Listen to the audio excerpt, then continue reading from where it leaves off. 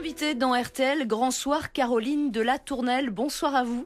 Bonsoir. Vous êtes graphothérapeute. C'est quoi donc ? Eh bien, c'est un professionnel ou une professionnelle de la rééducation spécifique des écritures lentes, illisibles, maladroites, molles, impulsives, crispées, sales, douloureuses. Bref, quand on ne sait pas écrire, on vient vous voir. Selon plusieurs enquêtes menées dans différents pays, 10 à 30% des enfants à l'école primaire ont du mal à écrire avec un stylo. Des élèves qui tiennent mal, alors peut-être, l'objet avec lequel ils écrivent ne suivent pas les lignes, mélangent les lettres. Alors on pense immédiatement, peut-être à tort, vous allez nous le dire, Caroline de la Tournelle, que c'est à cause de l'usage des tablettes, des ordinateurs. Entre autres, mais il n'y a pas que ça. Moi, je suis surprise de voir la pression qui est sur le dos des enfants. Et du coup, les enfants sont crispés. Et j'ai beaucoup d'élèves, par exemple, qui ont leurs épaules comme ça, qui se montent complètement. Et donc, quand on est comme ça, tout le mouvement graphomoteur est complètement crispé. Et du coup, les lettres sont plus abîmées. Ils ont moins d'aisance pour écrire. Donc, le stress, tout d'abord. Le stress, la pression des parents, des enfants qui sont encore petits, qui sont dans des écoles, dans des classes petites, primaires, ou voire même maternelles. On leur dit, si tu écris pas bien, tu pourras pas faire une classe prépa. Attendez, on va se calmer. Il est en primaire, votre enfant est en CP. Il apprend, est en apprentissage. Il n'a pas le même apprentissage que tous les élèves, forcément. Chacun son rythme. Et voilà, donc il y a une pression. Après, les enfants ont plein d'activités, donc ils n'ont pas le temps de bien digérer les apprentissages qu'ils font. Du coup, tout va vite tout le temps.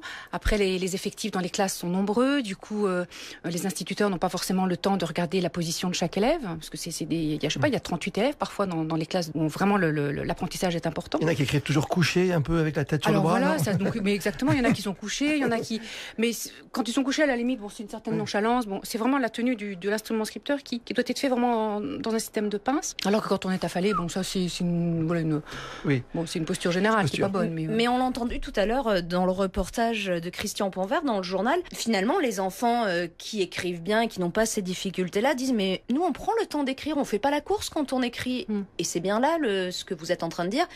On manque de temps, on ne laisse plus le temps à l'enfant d'apprendre et de prendre son temps. Mais c'est exactement ça. Et moi j'ai plein d'élèves, j'appelle ça des élèves, c'est un peu compliqué de les nommer, mais j'ai plein d'enfants qui n'ont pas le temps d'écrire leur devoir sur le cahier texte parce que ça a sonné, parce que vite il faut partir, parce que vite les parents attendent, il y a quelqu'un d'autre qui rentre dans la classe, voilà. Donc c'est des photocopies, ils n'ont pas le temps de noter leur cours en totalité, donc c'est des copains qui écrivent à leur place mais c'est mal fait donc on préfère les photocopies.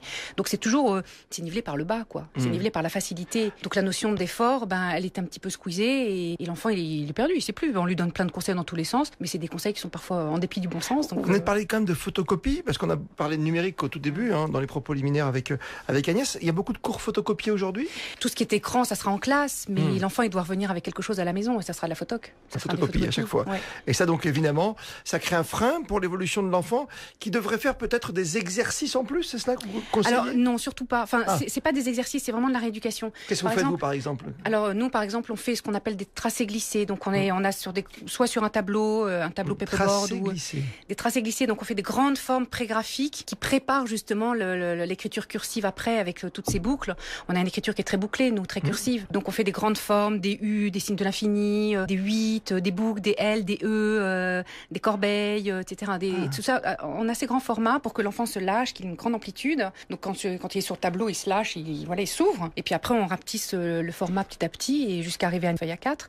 Et donc l'enfant, comme il apprend au tableau à bien se détendre, petit à petit le mouvement s'assouplit. Le côté psychologique, qui est très fort, très fort. L'aspect psycho est énorme, énorme. Quand même, ces chiffres sont assez inquiétants. On se dit, est-ce que nos enfants, nos petits-enfants vont arriver un jour à ce qu'il n'y ait plus besoin d'écrire et finalement qu'ils ne touchent plus leur stylo ? Alors moi, je suis une adepte de l'écriture. Je suis persuadée qu'on va toujours écrire. De moins en moins, c'est évident, mais on passe toujours par l'écrit. Que ce soit un petit mot dans l'escalier pour dire que je sais pas quoi, un petit post-it, une recette de cuisine vite écrite en 4e vitesse, des petits mots d'amour.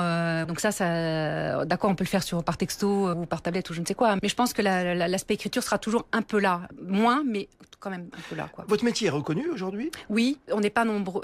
Graphothérapie. Oui, on n'est pas. Je parle au féminin parce qu'on est essentiellement des femmes. Pourquoi nous ? Ça veut dire que nous, les hommes, on écrit mieux écrire que vous. On va faire un test, Madame Bonfillon, pour voir si vous faites encore des pâtés à votre âge. Si vous voulez. Je ne sais pas.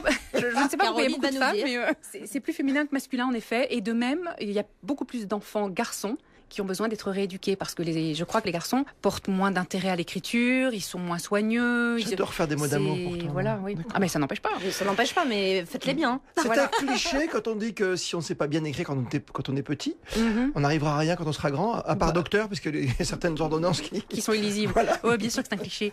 Alors, un critère qui est vraiment important, c'est lorsqu'un enfant souffre avec son écriture, lorsqu'on se moque de lui, lorsqu'il perd des points, lorsqu'il n'a pas le temps d'écrire, de terminer son contrôle ou d'écrire ses devoirs sur le cahier texte, lorsqu'il est en souffrance. Voilà, là, à ce moment-là, il y a vraiment une sonnette d'alarme et hop, les parents doivent vite intervenir pour qu'il retrouve un petit peu de sérénité et qu'il comprenne qu'il n'est pas différent des autres parce qu'il se sent différent. Puis qu'il n'y ait pas un blocage, oui. Et voilà, le blocage, exactement, il peut s'amplifier et les mauvaises habitudes peuvent être prises. Or, il faut les corriger très très vite, quoi. À la base de notre invitation, c'est évidemment ce chiffre de 10 à 30% d'enfants qui ne savent pas former des mots avec un stylo. Vous l'avez dit. Est-ce qu'on peut donner un conseil? Je sais que nous sommes en radio, mais vous avez parlé de techniques de pince aujourd'hui. C'est comme une pince à linge. En fait, il faut vraiment tenir son stylo comme une pince à linge. On a une pince à linge, vous imaginez tous comment c'est. Ouais. Et on pince son stylo entre les deux doigts, entre le pouce et l'index. Et puis le majeur arrive en soutien en dessous. Et les deux autres doigts sont fermés et on n'a pas besoin de s'en servir. On pourrait les couper, on s'en sert pas. Voilà, ça arrive en support. La combine, pour être complet, c'est quoi? C'est d'écrire en majuscule?